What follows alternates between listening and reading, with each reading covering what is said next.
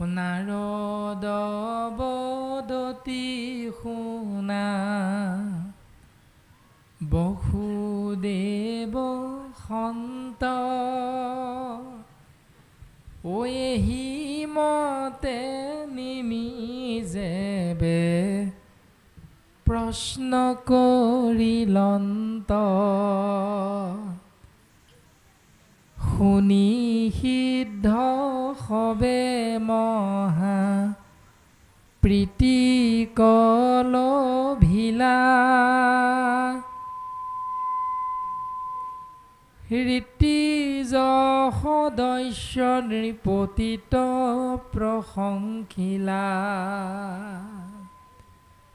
নাৰদে বসুদেৱক কৈছে, বসুদেৱ তুমি শুনা, এনেকৈ যেতিয়া ৰজা নেমিয়ে প্ৰশ্ন কিভাগি আগবঢ়াই দিলে, শুনা মাত্ৰকে সিদ্ধসকল মহা আনন্দিত হ'ল আৰু ঋতিজ সদস্য নৃপতিক প্ৰশংসিলা, সমস্তকে প্ৰশংসা কৰিছে।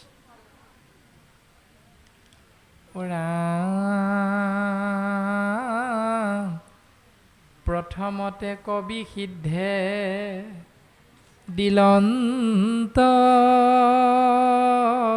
উত্তৰ, শুনা মহাৰাজা কহোঁ কথা সাৰতৰ। ৰাম যিটো সব লোকবাতি মোহে অন্ধ প্ৰায়, পুত্ৰ দ্বাৰা দেহ দেখে আকুল সদায়। প্ৰথমতে কবি নামৰ সিদ্ধজনে উত্তৰ দিবলৈ আগবাঢ়িছে আৰু উত্তৰ দিবলৈ আগবাঢ়ি কৈছে, শুনা মহাৰাজা কহোঁ কথা সাৰতৰ। সেই ৰাজন, তোমাক আমি সাৰ তত্ত্ব, যিটো সব লোকআতি মোহে অন্ধ প্ৰায়, পুত্ৰ দ্বাৰা দেহ দেখে আকুল সদায়। যে যিজন মানুহ স্বাভাৱিকতে মোহত অন্ধ হৈ আছে, সেই মোহত অন্ধ মানে কি? পুত্ৰ দ্বাৰা দেহ দেখে আকুল সদায়। এইটোৱে হ'ল মোহ। মানে মোৰ ল'ৰা, মোৰ ছোৱালী, মোৰ মাটি, মোৰ বাৰী, মোৰ গাড়ী, মোৰ ধন, মোৰ সম্পত্তি, মই খুৱাইছোঁ, মই পিন্ধাইছোঁ, তই ক'বলৈ কোন? এইটোৱে হ'ল মোহ।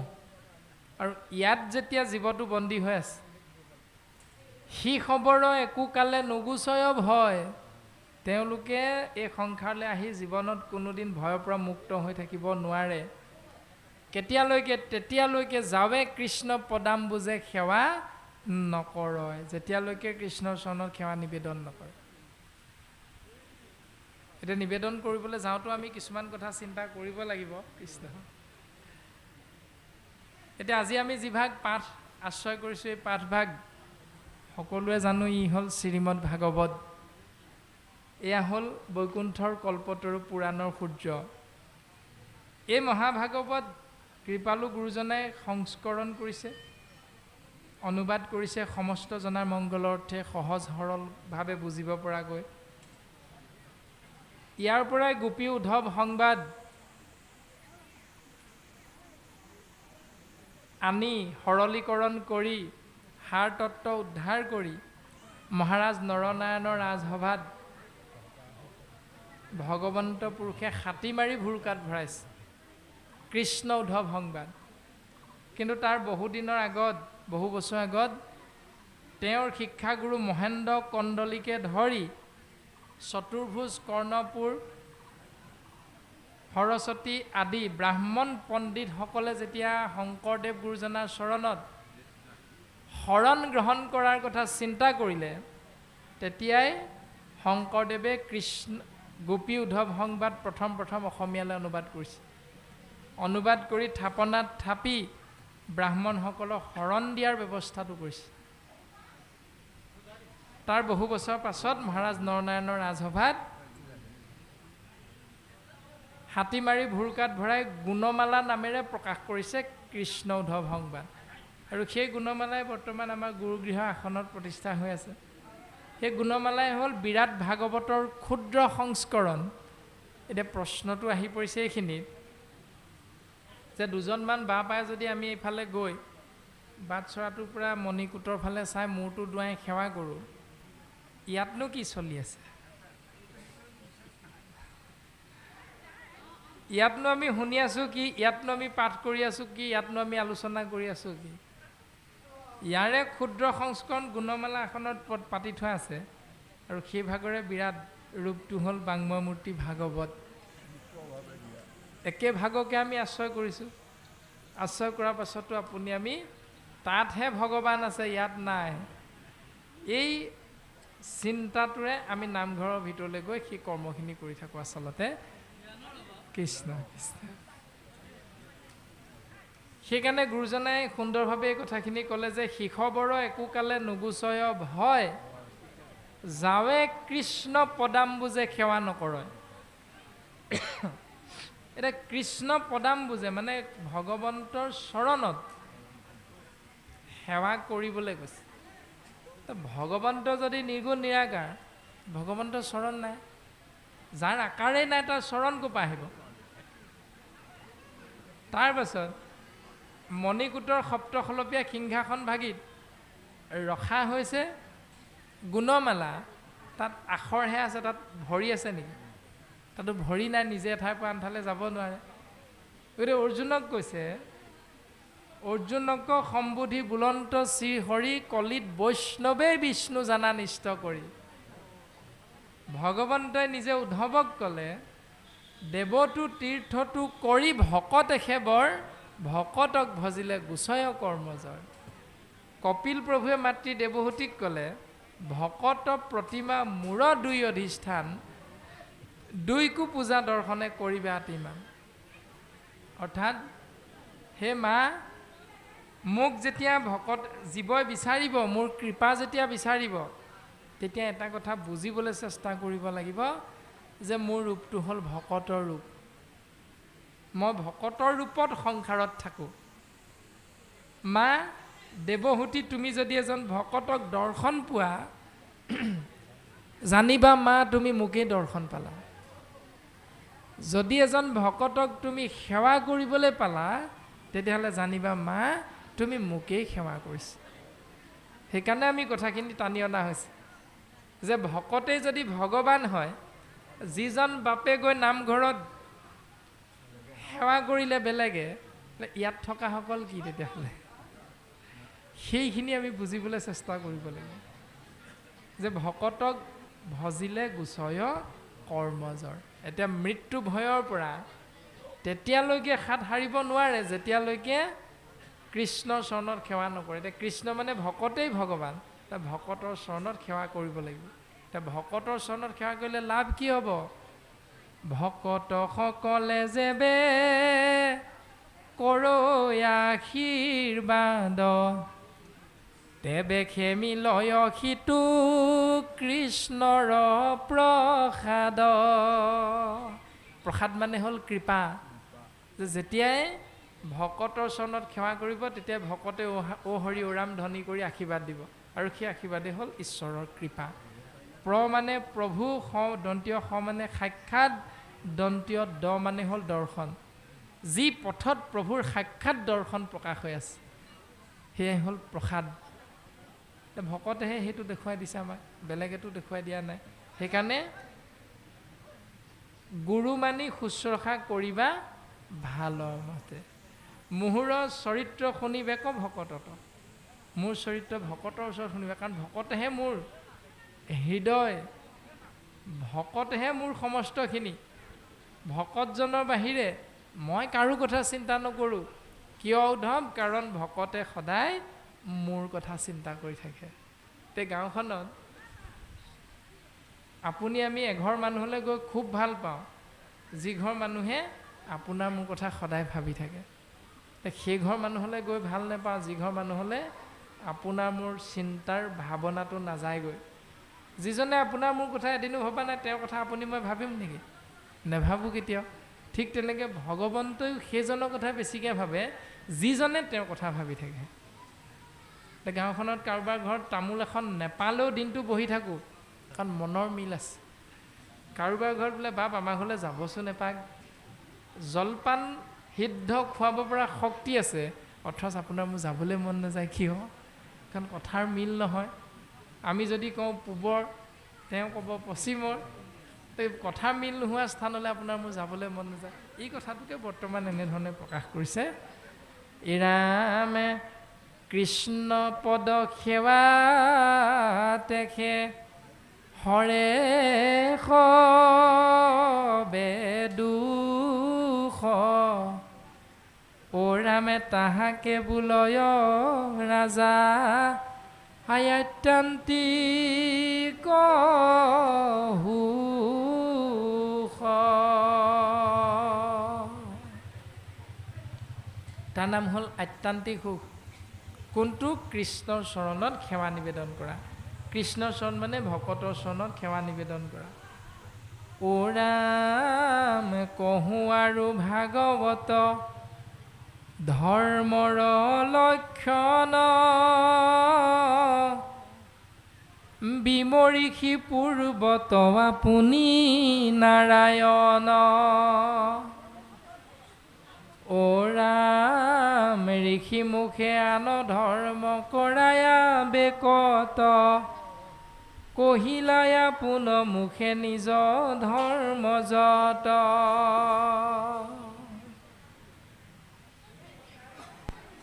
কৃষ্ণৰ চৰণত সেৱা কৰা তাৰ নাম হ'ল আত্যান্তিক সুখ। আৰু ভাগৱত ধৰ্মৰ বিষয়ে তোমাক আমি কওঁ সেই ৰাজন তুমি শুনাই বুলি কবি আগবাঢ়ি আহিছে। আৰু কবি সিদ্ধা আগবাঢ়ি আহি কৈছে বিমোৰ ঋষি পূৰ্বত আপুনি নাৰায়ণ। ঋষি মুখে বিমোৰ ঋষি পূৰ্বত আপুনি নাৰায়ণ কহোঁ আৰু ভাগৱত ধৰ্মৰ লক্ষণ। যে সেইৰাজন তোমাৰ আগত ভাগৱত ধৰ্মৰ লক্ষণ বিষয়ক কথাখিনি আমি আগবঢ়াবলৈ আগবাঢ়িছোঁ। তুমি শুনা।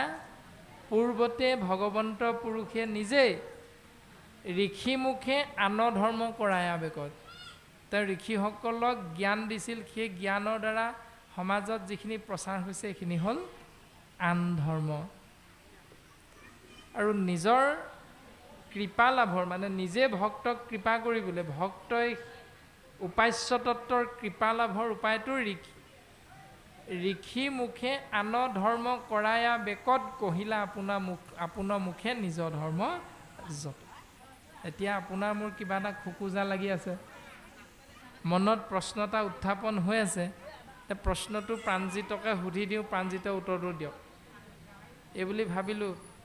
কিন্তু আমি উত্তৰটো দিব নোৱাৰোঁ, কাৰণ উত্তৰ দিব পৰা ক্ষমতা আমাৰ নাই। কিন্তু উত্তৰটো ভগৱন্ত পুৰুষে নিজে দি থৈ গৈছে। কহিলা আপোনাৰ মুখে নিজৰ ধৰ্ম যত। তেওঁ পাব পৰা পথটো তেওঁ নিজে দেখুৱাই থৈ গৈছে।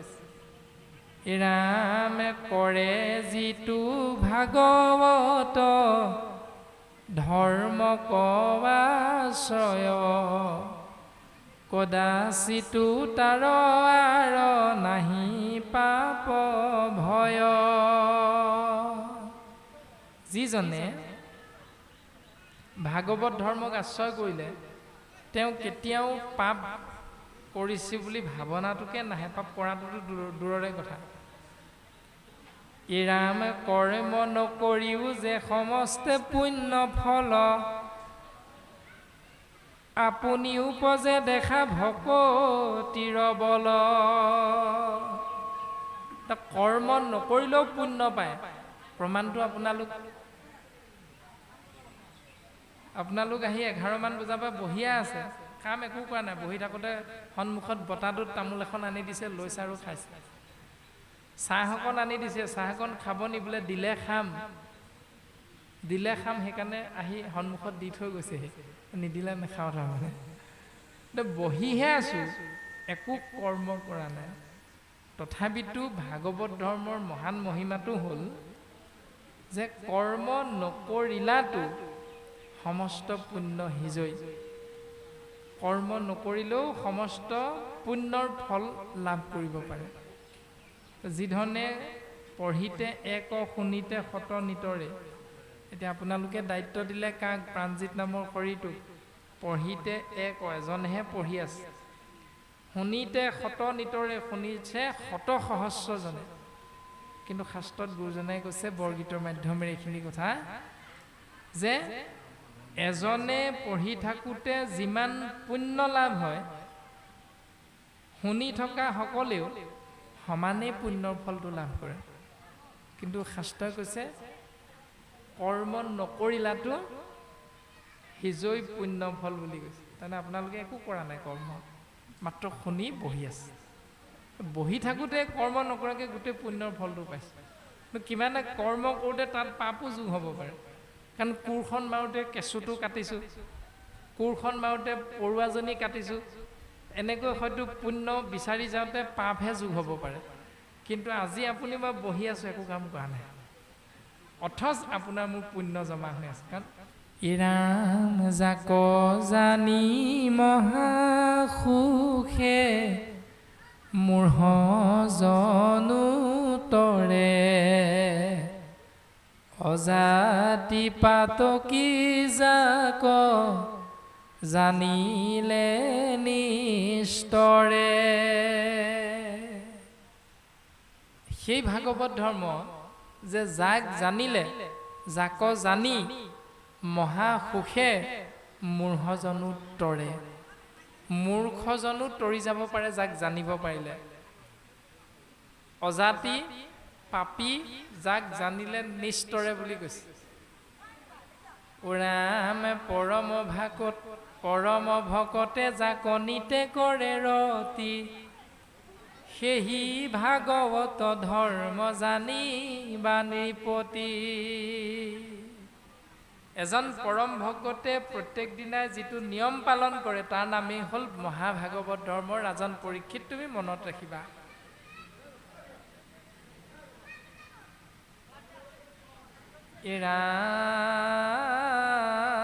মান ধৰ্মে মন্ত্ৰে তন্ত্ৰে ছিদ্ৰ বহু হয় ভাগৱত ধৰ্মে নাহি শিষব সংশয়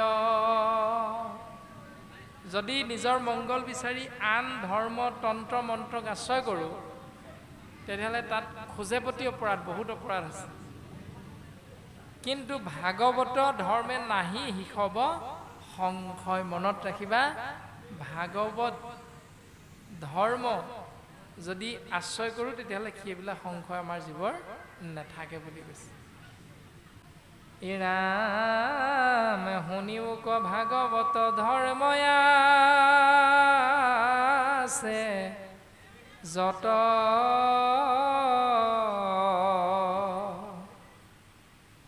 শুনিও ক ভাগৱত ধৰ্ম আছে যত কৰিবু বেকত বাজি তোমাৰ আগত আজি আমি তোমাৰ আগত বেকত কৰিম সেই ৰাজন তুমি সাৱধান হোৱা তাৰপাছতে আছে কবিৰ উপদেশ আৰু সমদেশভাগীৰ মাজলৈ আগবাঢ়িব বিচৰা হৈছে কৃষ্ণ ও ৰামে শুনা সভা সদ পদ কৰিয়া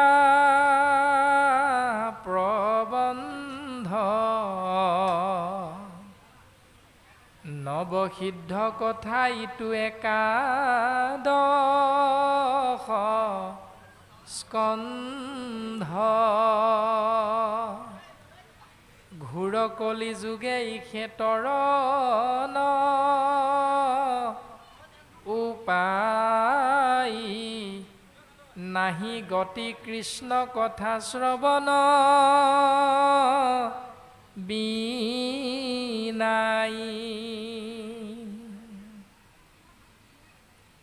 মদাহী এজন গৈ আছে আৰু গাঁৱৰ মানুহখিনিয়ে কয় এইটো আহিলে আৰু মদাহীটো আমুকৰ ঘৰতহে সোমাব প্ৰত্যেকেই ইটিকিং কৰে ককৰ্থনা কৰে তথাপিতো এতিয়া মদ এৰিব নোৱাৰে আৰু মদাহীজনে চাইকেলখন লৈ লৈ যি ঘৰ মানুহত মদ বিক্ৰী কৰে সেই মানুহঘৰ সন্মুখতে ৰৈ চাইকেলখনক খুব ঠেকেচিছে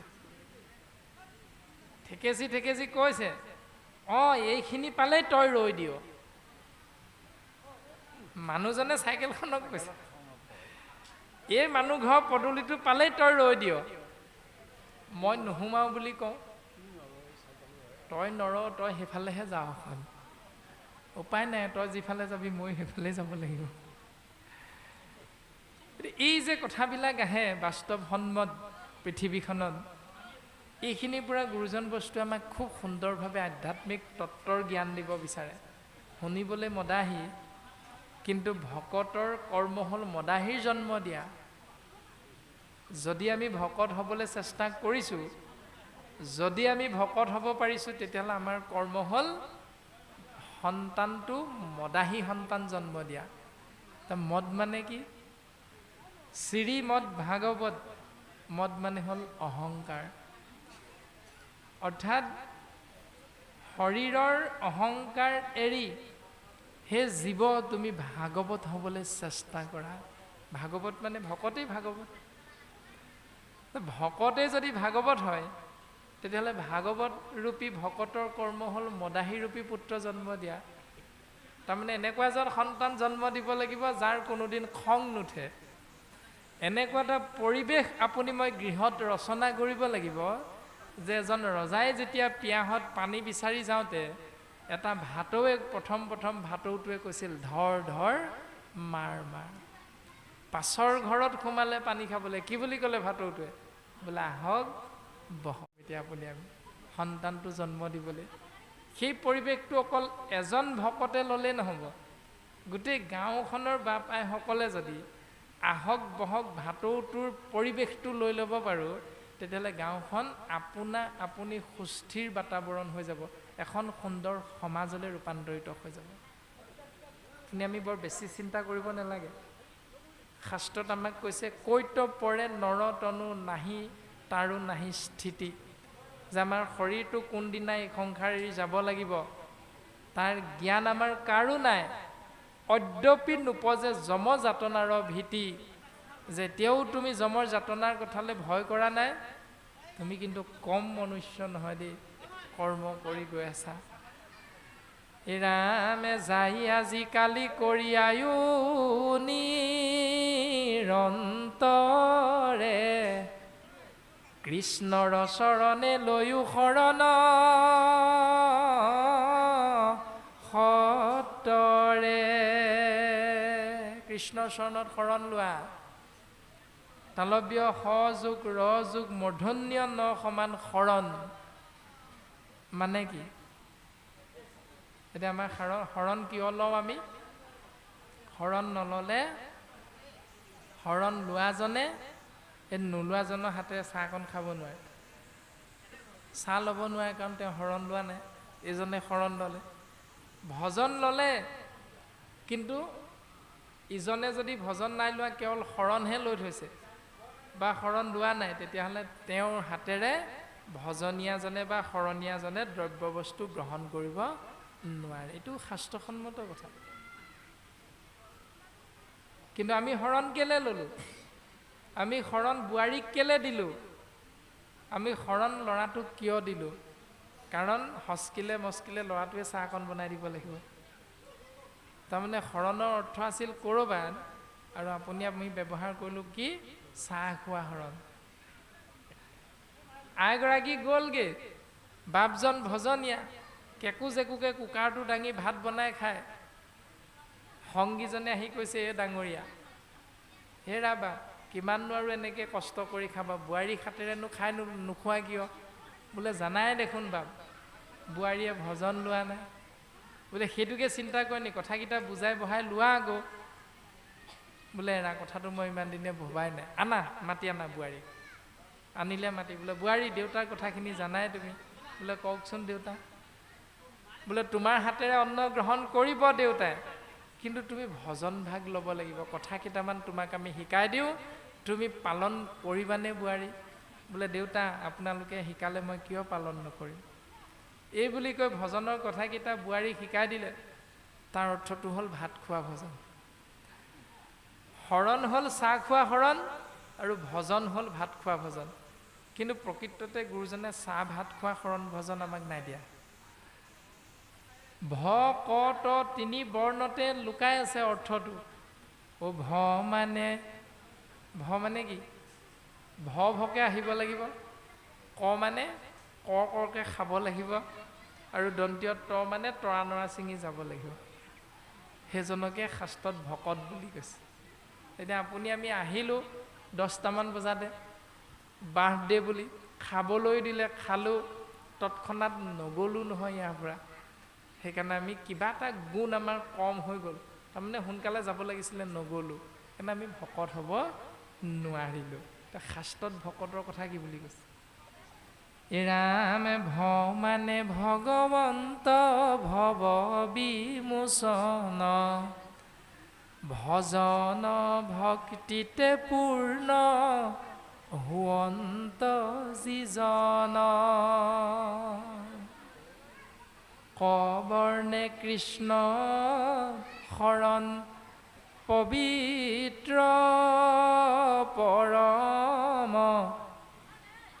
আত্মাক মানন্ত কৃষ্ণ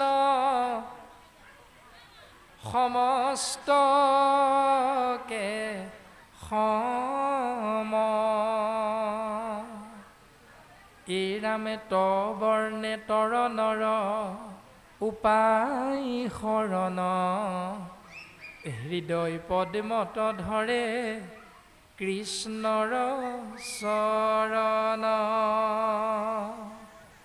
এই তিনি অৰ্থে যাক বেঢ়িয়াছয়, সৰ্বজনে সেহিজনক ভকত বোলয়।